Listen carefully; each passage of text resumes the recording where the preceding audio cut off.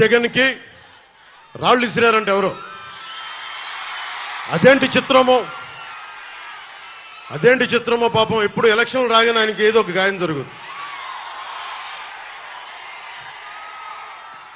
Correct గా election ముందే ఎవరో ఒకరు చచ్చిపోవడం లేదా చంపేయడం.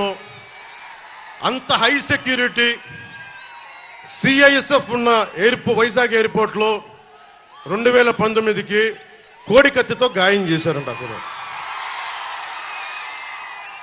సరే, మనందరం ఏం చేశాం? జనం కూడా ఏంటి కదా, మన తిలక్ గారు చెప్పినట్టుగా, దేవరకొండ బాలగంగాధర్ తిలక్ చెప్పినట్టుగా,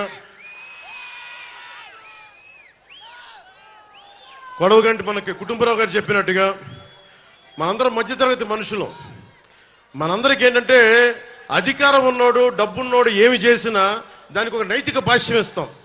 పాపం కాకినాడలో ఉండే ఒక మాఫియా డాన్ ఎవరిని కత్తితో పొడిచినా పాప ఆయన ఏ పరిస్థితుల్లో పొడిచారో పాపనండి, పాపం చంపేశారు. వైఎస్ వివేకానంద రెడ్డి గారిని ఏ పరిస్థితుల్లో పొడిచారో తెలియదండి మాకు.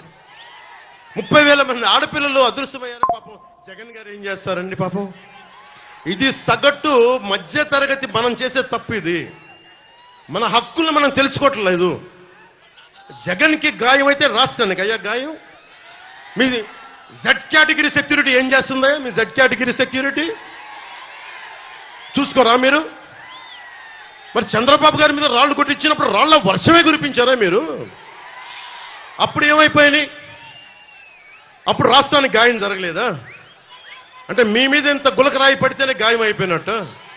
ఏమో ఎవడు చేశాడో నా సంతాపం నాకు బాధ కలుగుతుంది. నన్ను అడిగారు ఈ రోజున స్టేట్మెంట్ ఇమ్మని చెప్పారు మా పార్టీ వక్తలందరూ. సార్ జగన్ గారికి ఇలా దెబ్బ తగిలింది అంటే నన్ను ఏం చేయమంటారన్న? ఆయనకి కొంచెం మీరు త్వరగా కోలుకోవాలని ఇవ్వంటే ఏమో అది నిజమో అబద్ధమో నాకేం తెలుసు. అతనే ఇలా టక్కును కొట్టేసుకున్నాడేమో ఎవరికి తెలుసు? తెలియదు కదా. ఎందుకంటే కరెంటు పోయింది, దండలు ఉన్నాయంట. ఆ దండల్లో వాళ్ళే రాయిపెట్టి కొట్టుకున్నాడేమో, లేదా నిజంగా పోని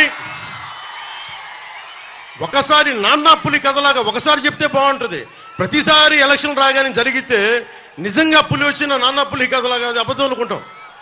సరే, నిజంగా మీ మీద రాయిసి చూడండి, మీరు పట్టుకోండి. ఎదురుగా పొడిచిన వ్యక్తినే ఈ రోజు వరకు మీరు పట్టుకోలేదు. జైలు నుంచి అతను బెయిల్ ఇప్పించారు 5 సంవత్సరాల తర్వాత. కోడికత్తి వ్యక్తినే. ఈ సెంటిమెంట్ డ్రామాలు దయచేసి ఆపండి. ఈ నాటకాలు భరించలేకపోతున్నా.